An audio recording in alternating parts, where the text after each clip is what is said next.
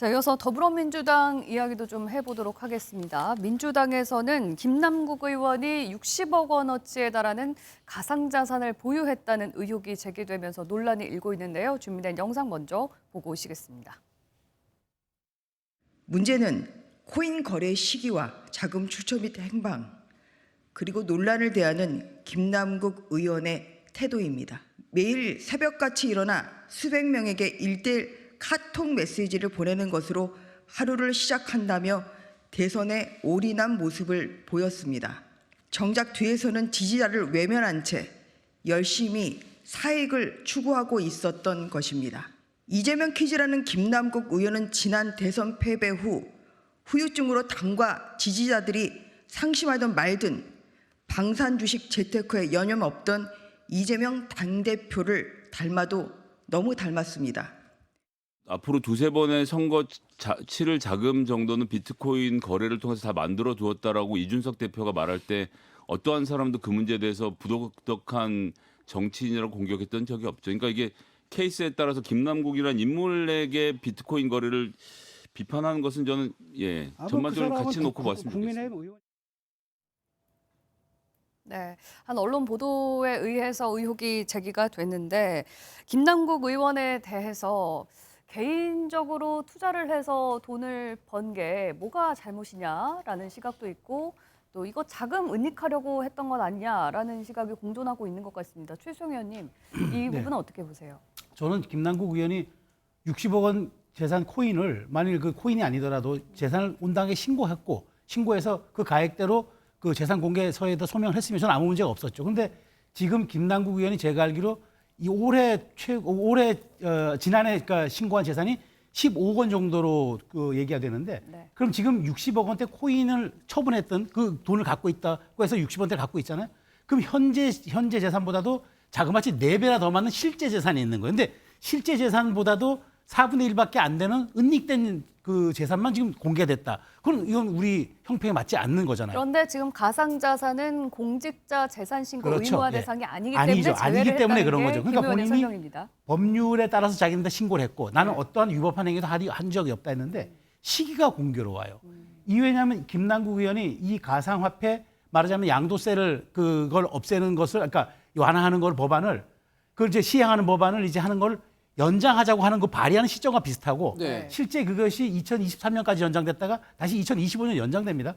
그런데 김남국 의원이 가지고 있다는 가상화폐가 집중적으로 매도되었던 시점이 바로 그 법안 통과되기 직전의 시점이었어요. 합리적인 의심이 가능하고 이러다 보니까 이해 충돌의 소지가 있지 않느냐. 지금 매도를 했는지는 우리가 확인 안 되지만 이제 이 제가 보기에 60억 원의 재산이 그럼 이걸 매도했다 그러면은 어딘가에 그럼 다른 쪽에 재산이 화돼 있어야 되는데 화돼 있는 게 재산화돼 있는 게 없어요. 현금화돼 있는 게. 그러면 다시 코인에 투자했거나 아니면 김남국 의원이 뭔가 거짓말하고 있거나 둘 중에 하나가 될 수 있겠죠. 그래서 지금 금융감독원이 그러니까 FIU가 조사에 착수했다고 하니까 저는 거의 조사를 지켜봐야 될 부분이긴 한데 이 김남국 의원의 60억 코인 사건이 많은 시사점을 던져주는 게 재산 공개 허점. 그다음에 이 코인의 재산은 절대 공개되지 않기 때문에 이것이 그러면 오히려 은닉의 수단으로 활용될 수도 있다는 재테크의 수단으로 활용될 수 있다는 이 점도 지금 시사가 되는 바가 크고 그다음에 앞으로 그렇다면 우리가 이런 식의 관련 법령들이 허술하게 있어서는 안 된다. 최소한 우리가 수익이 있는 곳에 과세하듯이 최소한 이렇게 돈을 벌 수 있는 구조들이 있다 그러면 어두운 곳이 아니라 양성화시켜서 가야 한다. 이것이 지금 김남국 의원의 문제가 물론 나중에 돈이 어떻게 처분됐는지는 따로 봐야 되겠지만 아주 던지는 시사점이 매우 큰 사안이다 저는 생각합니다. 김남국 의원이 이 코인을 뭐 전략 매도한 것으로 알려지기는 했습니다만 이걸로 뭐 수익을 얻었는지 얼마를 벌었는지 이 부분은 알려진 게 없습니다. 한민수 대변인님. 지금 김남국 의원의 얘기로는 굉장히 투명하게 거래를 했고 재산 신고도 이제 공개할 재산만 신고를 했지만 지금 문제가 되고 있는 부분은 거래 실명제가 시행되기 전에 이 코인들을 모두 다 매도를 한 것으로 알려지고 있는 것은 자산 은닉을 시도하려는 거 아니냐라는 지적이 일고 있는 부분 어떻게 보시는지요? 좀 나눠서 볼 필요가 있을 것 같아요. 이게 현행법상 이제 공직자윤리법상 이 가상자산, 비트코인이 됐든 가상화폐에 됐든 이 가상자산에 대한 신고는 아예 법적으로 의무사항이 아니기 때문에 아마 지금 300명 의원 중에 이제 젊은 의원들은 실제 하고 있는지 알아보면은 다수의 의원들은 하는 분들이 있을 것 같아요. 네. 왜냐하면 이준석 국민의힘 대표 같은 경우도 본인도 이제 가상자산 가지고 선거를 뭐 몇 번 치를 정도의 네. 돈을 벌었다는 얘기까지 얘기했고 많은 분들이 있을 것 같은데 이 법의 좀 허점이랄까 아니면 법의 미미점 같은 경우는 지금 법안도 막 발의된 걸로 제가 알고 있는데 네. 필요한 것 같습니다. 네. 그래서 이것도 이제 과세도 되고 하니까 이 재산들도 투명하게 공개할 필요가 있다. 국민적 요구가 있으면 이런 법안을 만드는 것도 생각할 필요가 있고요.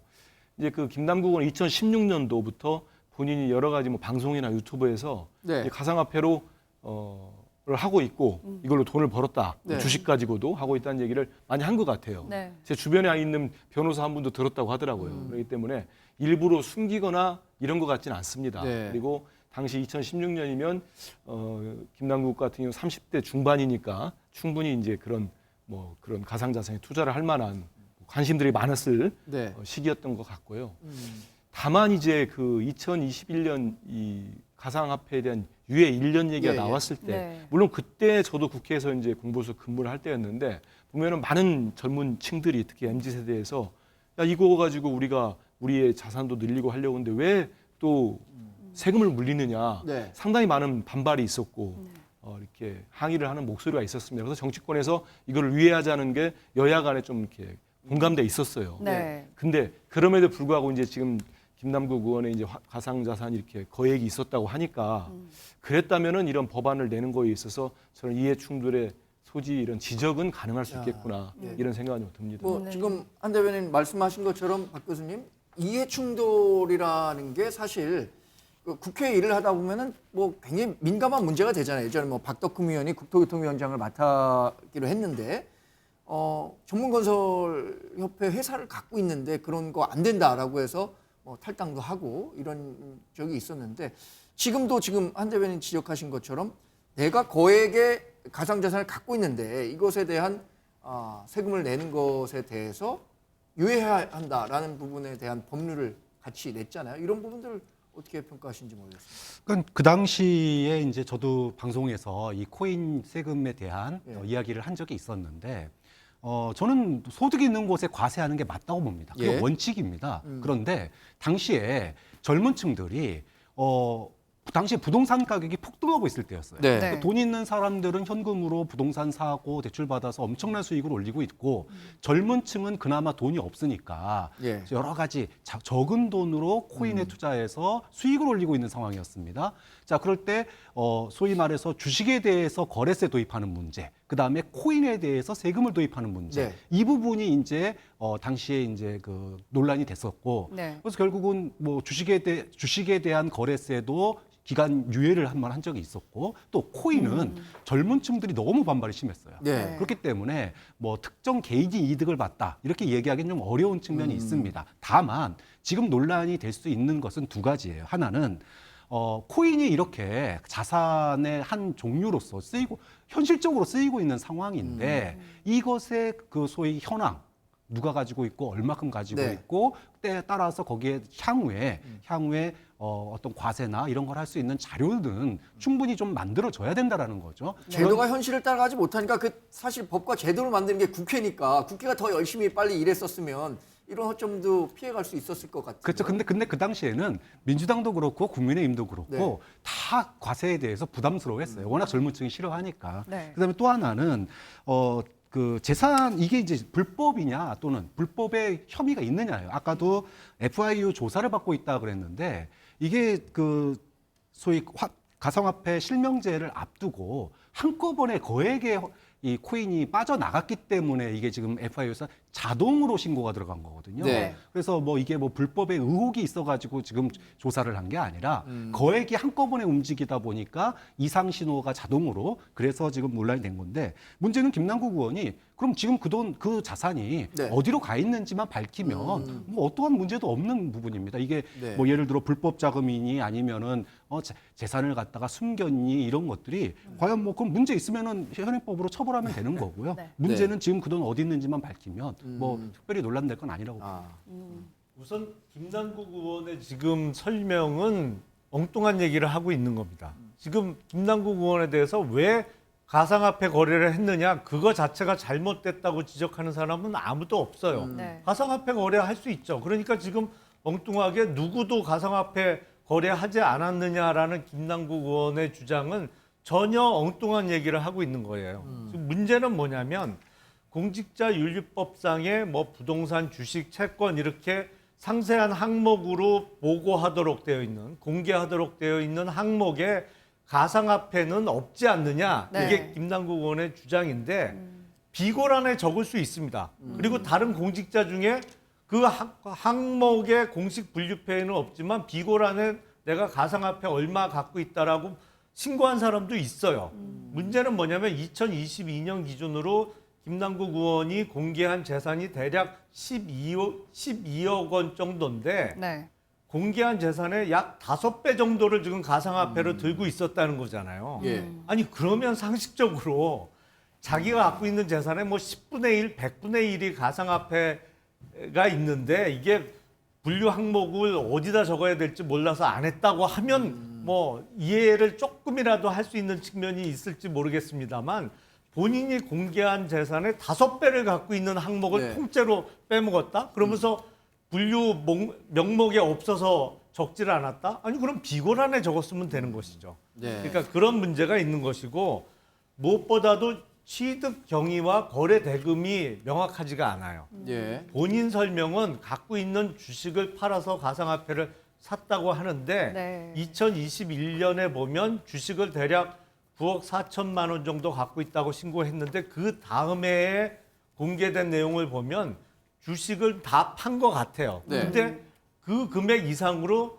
예금 보유 항목이 늘어났거든요. 그러면 그게 주식을 코인으로 판 돈은 가지 은행에 않았습니까? 예금한 것 같아요. 네. 그러니까 이 코인을 무슨 돈으로 샀느냐가 설명이 안 돼요. 일단 공개된 내역을 보면. 그리고 무엇보다도 이 가상화폐가 뭐 외국에서 발행하고 거래되는 비트코인이나 이더리움이 아니고 국내 모 기업이 발행한 위믹스라는 네. 코인인데 혹시라도 그럴 가능성이 있거든요. 국내 기업이 코인의 경우에는 ICO라는 표현을 씁니다. 주식은 네. IPO를 한다고 합니다만 이니셜 코인 오퍼링이라고 해서 이제 그것도 코인 거래소에 상장하는 절차를 거치는데 이 상장 전에 주식을 이렇게 쫙 뿌리는 경우가 왕왕 있어 왔어요. 그래서 이 코인의 취득 자금 내지는 경위를 밝혀야 되고 본인이 2022년 3월에 가상화폐 실명제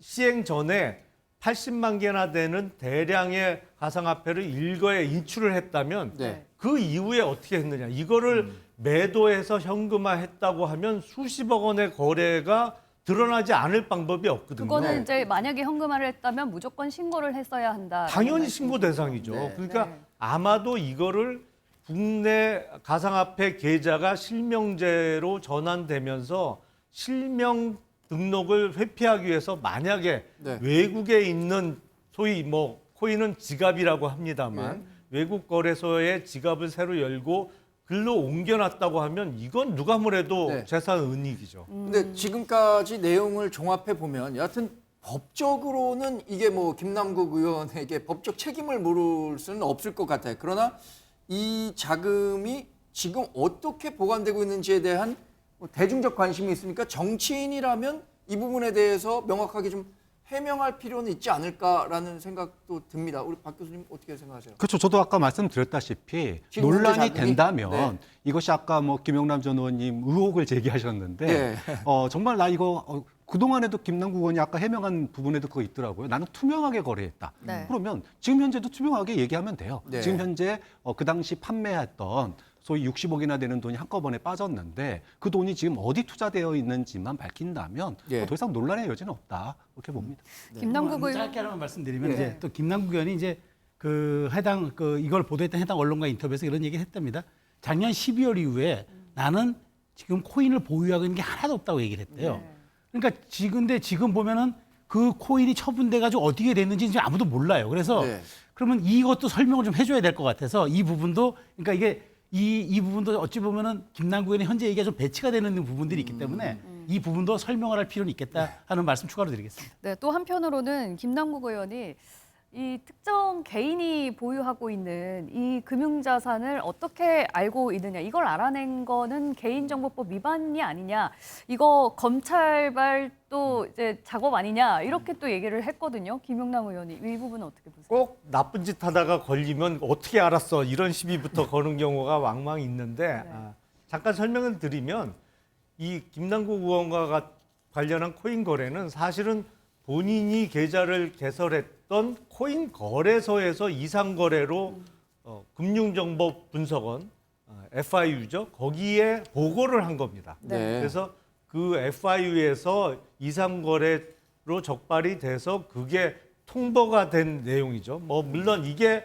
어떻게 언론사로 정보가 전달됐느냐, 뭐 그거는 확인이 필요해 보입니다만 네. 김남국 의원이 본인의 SNS를 통해서 한동훈 법무부 장관의 실명을 적시하면서 네. 이제 한동훈 검찰의 무슨 작품인 것처럼 네. 없는 사실을 만들어내는 것처럼 적시를 했어요. 기재를 하니까 바로 한동훈 장관이 휴일임에도 불구하고 바로 받아쳤습니다. 아니 내가 뭐 코인 거래를 하라고 했냐, 그거를 코인을 갖고 있는데 신고를 하지 말라고 말한 적이 있느냐, 네. 뭐 이런 취지로 또 바로 맞대응을 했는데 김남국 의원은 이걸 어떻게 알았어, 이런 식으로 반응할 게 아니고 네. 네. 아니 적어도 그게 남은 코인의 가치가 뭐 10억이 됐던 60억이 됐던 이거를 다른 코인으로 바꿔서 지금도 갖고 있는 것인지 아니면 이걸 현금화해서 뭐 어디다 묻어둔 것인지 네. 이거부터 본인이 밝혀야죠. 엉뚱한 핑계를 댈 게 아니고. 네.